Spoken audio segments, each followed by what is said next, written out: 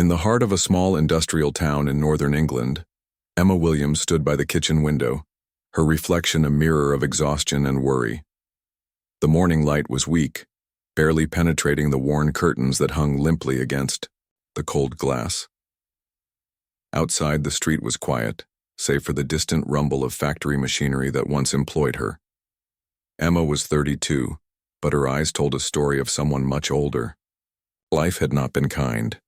3 years ago, she had lost her husband in a tragic accident, leaving her alone to care for their daughter, Lily. The factory job had been her lifeline, providing just enough to keep a roof over their heads and food on the table. But last month, without warning, the factory closed. Hundreds of workers found themselves without work, victims of industrial restructuring. Her tiny apartment was a testament to her struggle.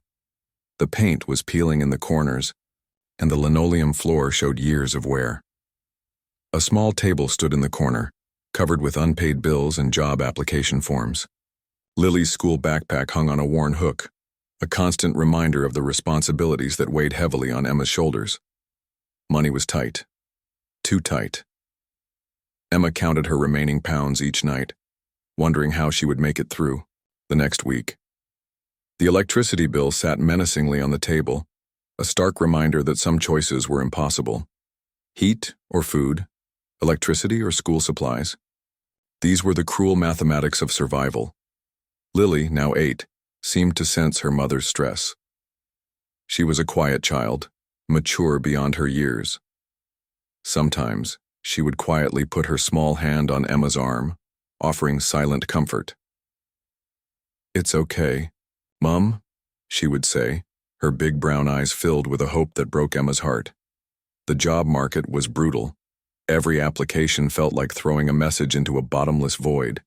Factory work was disappearing, and Emma's limited education made it challenging to find alternative employment. She had completed high school but never pursued further education, a decision she now regretted with every rejected job application. Mornings were the hardest. Emma would wake before dawn, preparing Lily's lunch, ironing her school uniform with care despite their limited resources. She wanted her daughter to have some sense of normalcy, some dignity in their difficult circumstances. Each packed lunch was a small act of love, a silent promise that things would get better. The community around them was equally struggling. Many families faced similar challenges, with factories closing and jobs becoming scarce. The town seemed to be slowly dying, its economic heart gradually stopping. Young people were leaving, seeking opportunities in larger cities, creating a growing sense of abandonment. Emma's support network was minimal. Her parents had passed away years ago, and her relationship with her sister Margaret was complicated and distant. Friends from the factory had their own struggles, and connections had naturally drifted apart as everyone fought their personal battles. At night, after Lily was asleep, Emma would sit by the window, looking at the streetlights. She would apply for jobs online, her old laptop humming softly in the quiet apartment. Each application was a small act of hope, a defiance against their circumstances. Her skills were practical but limited. Years of factory work had taught her precision, hard work, and resilience. But in a changing job market, these qualities seemed less valuable. Emma knew she needed to adapt, to learn new skills, but the path was unclear and intimidating. Lily was her motivation. Every challenge, every difficult moment was softened by the knowledge that she was fighting for her daughter's future. Emma wanted more for Lily: education, opportunities, a life different from her own struggle. As dawn broke, casting a soft light across the small apartment, Emma made a decision. She would not be defeated. Something would change. She would find a way forward, no matter how difficult the journey. Little did she know that her life was about to take an unexpected turn, that hope was waiting just around the corner, hidden in the most unlikely of places. The end. The community center stood like an old friend in the middle of the town, its brick walls holding stories of countless local residents. Emma hesitated at the entrance, her hand gripping the worn application form for the free skills workshop. Anxiety twisted in her stomach. She hadn't been in a classroom since high school, and the thought of learning something new terrified her. Inside, the room was warm and welcoming. Several tables were set up with computers, and a few people of different ages sat quietly, looking equally nervous. An older gentleman with kind eyes and a worn cardigan approached her. "I'm Richard," he said, his voice gentle and encouraging. "First time here?" Richard was a retired school administrator who volunteered at the center. He had seen countless people like Emma, hard-working individuals caught in the trap of economic uncertainty. Something in Emma's determined eyes reminded him of his own daughter, who had fought her way through difficult times. The workshop was simple but transformative. Richard showed Emma how to create a proper CV, how to search for jobs online, and how to present herself confidently. Her hands, used to factory work, initially struggled with the computer keyboard. But Richard was patient, breaking down each task into manageable steps. "Everyone starts somewhere," he would say, watching Emma's frustration turn slowly into concentration. "The first step is always the hardest." During a break, Emma shared her story, how she had lost her factory job, how she was struggling to support Lily, how hope seemed like a distant memory. Richard listened carefully, not with pity, but with genuine respect for her resilience. The other workshop participants began to form a small support network. Thomas, a former truck driver in his 50s who was retraining for a new career, would share job search tips. Margaret, a young mother like Emma, would exchange childcare advice. Slowly, Emma realized she wasn't alone in her struggle. One afternoon, Richard introduced Emma to a local employment agency representative. The woman was impressed by Emma's determination and factory experience. "We might have some part-time administrative positions," she said, handing Emma her business card. "Would you be interested?" For the first time in months, Emma felt a spark of hope. The workshop wasn't just about learning computer skills. It was about rebuilding confidence, about understanding that her worth wasn't defined by her current circumstances. Lily noticed the change in her mother. The tension that usually lived in Emma's shoulders seemed to soften. One evening, as Emma practiced her new computer skills, Lily sat beside her, watching with curious eyes.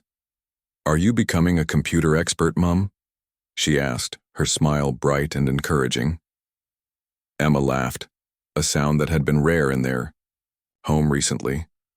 "Not an expert," she replied, "but I'm learning." The community center became more than just a place of learning. It became a symbol of hope, a place where people could restart, reimagine, and rebuild their lives. For Emma, it represented a turning point, a moment where she decided that her story wasn't over. It was just beginning a new chapter. Richard continued to support her, offering advice, helping her practice interview skills, and providing emotional encouragement. He had seen many people pass through the center, but something about Emma's quiet determination touched him deeply. As weeks passed, Emma's confidence grew. Her CV improved, her computer skills became stronger, and her view of herself began to change. She was no longer just a former factory worker struggling to survive. She was a woman actively creating her future. The workshop had given her more than skills. It had given her a community, a sense of belonging, and most importantly, hope. Each small achievement felt like a victory, not just for her but for Lily, who was watching her mother transform before her eyes. Emma knew the road ahead would still be challenging, but for the first time in a long time, she was ready to face those challenges head-on, with courage, hope, and a newly discovered belief in herself. The winter was harsh that year, bringing more than just cold. Lily had been feeling unwell for weeks, her usual energy replaced by a persistent cough and growing weakness. Emma watched her daughter with increasing worry, hoping it was just a seasonal flu that would pass. One freezing morning, Lily's temperature spiked alarmingly. Her small body was burning with fever, her breathing labored and difficult. Emma knew something was seriously wrong. The local clinic became their first stop, but the initial examination only deepened her fears. "We need more tests," the doctor said, his voice cautious. "It could be pneumonia." The word hit Emma like a hammer. Medical bills were something she had always feared, something that could destroy the fragile financial stability she had been building. Her heart raced as the doctor explained the necessary treatments, each word feeling like another weight added to her already struggling shoulders. Hospital visits became a blur of white corridors and worried faces. Emma sat by Lily's bed, holding her daughter's tiny hand, watching the machines that beeped with Lily's heartbeat. The medical costs were mounting. Each test, each medication, each consultation was another blow to their already tight budget. Her savings, carefully accumulated through months of careful planning, began to disappear. Emma watched the numbers in her bank account dwindle with each hospital bill. The part-time administrative job she had secured through the community center suddenly seemed inadequate to face this challenge. Desperation began to creep in. Emma had always been proud, always believed she could handle everything on her own. But this was different. This was about Lily's health, about her daughter's survival. Pride meant nothing in the face of her child's suffering. It was Richard from the community center who first suggested reaching out to her estranged sister, Margaret. They had not spoken in years, their relationship damaged by past misunderstandings and family conflicts. Emma had always been too proud to bridge the gap to admit she needed help. But now, with Lily's health hanging in the balance, pride seemed like a luxury she could not afford. The phone call was difficult. Emma's hands shook as she dialed Margaret's number, years of unspoken words hanging between them. Margaret answered, her voice initially cold and distant. As Emma explained Lily's condition, something changed. The walls of anger and resentment that had built up over years began to crumble. Margaret listened, her professional background as a nurse providing both medical insight and emotional support. "I'll help," Margaret said simply, her voice softening. "Family is family." Those words broke something inside Emma. Years of built-up tension, of trying to prove she could manage everything alone, suddenly dissolved. Tears she had been holding, back for months, began to flow. Tears of fear, of exhaustion, of relief. Margaret's help was more than financial. She provided medical advice, helped navigate the complex healthcare system, and most importantly, offered emotional support. She connected Emma with additional resources, helping to reduce medical costs and find support for Lily's treatment. Lily, despite her illness, remained a beacon of hope. Her spirit remained unbroken, her smile occasionally piercing through the hospital's sterile environment. She would hold her mother's hand, whispering, "I'm going to be okay, Mum."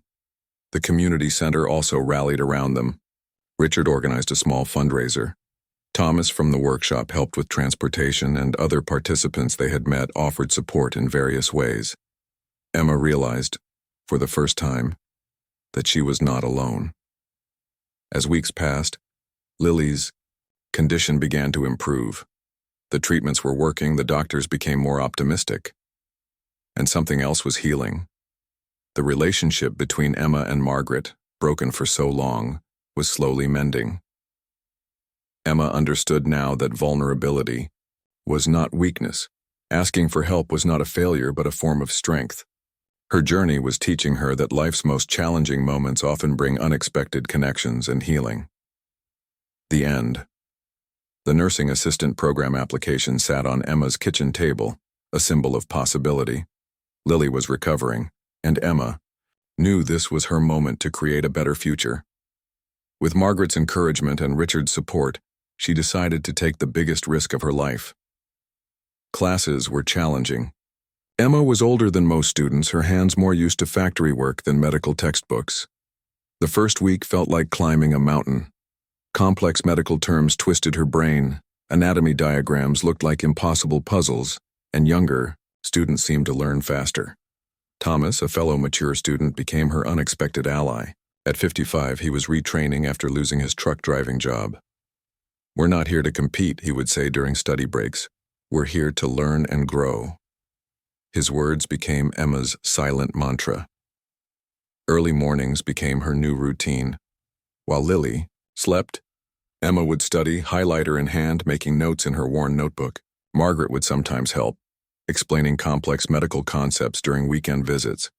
Their relationship, once distant, was healing with each shared study session. The community center became Emma's second home. Richard allowed her to use their computers for research, helped her practice presentations, and provided emotional support. "You're doing something remarkable," he would tell her, his eyes filled with genuine pride. Her classmates were diverse, young students fresh from school, career changers like Thomas, people seeking new opportunities. They formed a supportive group, sharing notes, helping each other through difficult modules. Emma, initially shy, gradually became more confident. Practical training was the most challenging part. Emma's first hospital rotation felt overwhelming. The sterile environment, the complex medical equipment, the fast-moving healthcare professionals. Everything seemed designed to make her feel small and inadequate. But something unexpected happened. Emma's years of factory work had given her discipline. Her experience as a mother had taught her patience. These qualities, often overlooked in younger students, became her greatest strengths in medical training. Lily watched her mother's transformation with growing admiration. She would sit beside Emma during study sessions, quietly drawing or reading, understanding the significance of her mother's journey. "You're going to help people, Mom," she would say, her eyes bright with pride.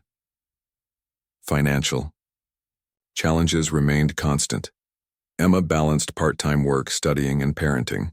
Some weeks felt impossible, but each completed assignment, each successful practical session felt like a victory against her previous circumstances. Thomas became more than a classmate. He became a mentor. He shared stories of his own life transitions, teaching Emma that life was not about perfection but about continuous learning and adaptation. "Every setback is just a setup for a comeback," he would say, making Emma laugh.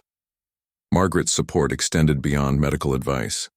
She helped with childcare, provided financial guidance, and most importantly, believed in Emma when she struggled to believe in herself. Their relationship, once fractured, was now a source of strength. The community center became witness to Emma's transformation. Richard watched her progress with quiet joy, seeing another life being rebuilt, another dream taking shape. He had seen many students pass through, but Emma's determination was special. Slowly, Emma's perception of herself changed. She was no longer just a former factory worker struggling to survive. She was becoming a healthcare professional, someone who could make a real difference in people's lives. Her final practical assessment was a turning point. The instructor, initially skeptical of a mature student, was impressed by Emma's skills, her compassionate approach, and her ability to remain calm under pressure.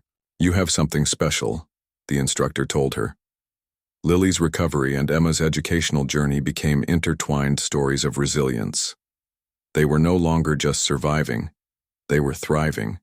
Each challenge became a stepping stone, each difficulty a lesson in strength and perseverance. As the nursing assistant program approached its conclusion, Emma realized her journey was about more than just a career change. It was about rediscovering herself, about showing Lily that it's never too late to chase a dream, to reinvent oneself. The future, once a source of fear, now looked like an exciting landscape of possibilities. The end. The community center was packed. On graduation day, folding chairs filled the room and excitement buzzed through the air. Emma stood among her fellow nursing students, her hands slightly trembling as she adjusted her crisp white uniform. Lily sat in the front row, wearing a special dress Margaret had helped her choose. Her eyes were fixed on her mother, filled with a pride that seemed too big for an 8-year-old to contain. Richard sat beside her, his weathered hands clasped together, watching the student he had believed in from the very beginning. When Emma's name was called, the room erupted in applause. Thomas, sitting nearby, whistled loudly. Margaret wiped a tear from her eye, remembering the struggling woman who had first reached out for help months ago. Emma walked across the stage, her step steady, her smile bright. The nursing certificate felt heavy in her hands. Not just a piece of paper, but a symbol of everything she had overcome. Years of factory work, months of illness, financial struggles, all had led to this moment. She thought about her late husband, wondering what he would say if he could see her now. After the ceremony, the small group gathered for photographs.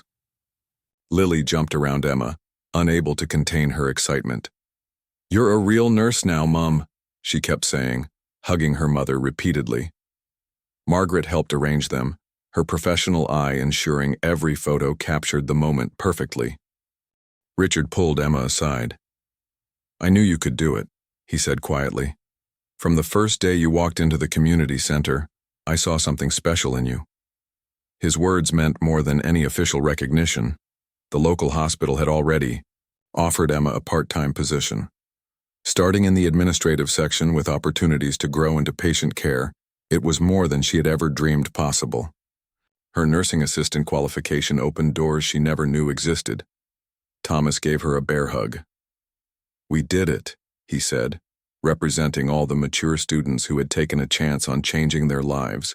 Their little group of career changers had become a support network, a family of sorts. Margaret's relationship with Emma had transformed completely. What started as a distant sisterly connection had become a true partnership. She had become not just a supporter, but a mentor and friend. Their weekly family dinners had become a cherished tradition. Lily's health had fully recovered. The medical challenges that had once seemed insurmountable were now just a memory. She watched her mother with newfound respect, understanding the power of determination and hard work. The journey hadn't been easy. There were still bills to pay, challenges to overcome. But something fundamental had changed. Emma now approached challenges with confidence, with a belief in her own abilities that she had never possessed before. Her tiny apartment, once a symbol of struggle, now felt like a home of hope. Study books replaced unpaid bills on the table. Lily's drawings hung proudly alongside Emma's nursing certificates. Each corner told a story of transformation. The community center continued to be a beacon of hope. Richard continued his volunteer work, knowing that each person who walked through the doors carried the potential for remarkable change. Emma's story became an inspiration for others facing similar challenges. During her first shift at the hospital, Emma realized how much her life had changed. Her factory worker hands, once rough and calloused, now moved with professional precision. Her experiences of struggle had become her greatest strength in caring for others. Lily continued to be her motivation. "What shall I be when I grow up?" she would ask, looking at her mother's nursing uniform. Emma would smile, knowing that the most important lesson was not about a specific career, but about never giving up. The story of Emma Williams was more than a personal journey. It was a testament to the power of community, of support, of believing in oneself. A single mother who transformed her life not through extraordinary circumstances, but through ordinary courage. As evening fell and Lily prepared for bed, Emma looked out the window. The street that once seemed full of limitations now looked like a pathway of endless possibilities. Her journey had taught her that life's most significant transformations often begin with a single step, taken with courage and hope. The end.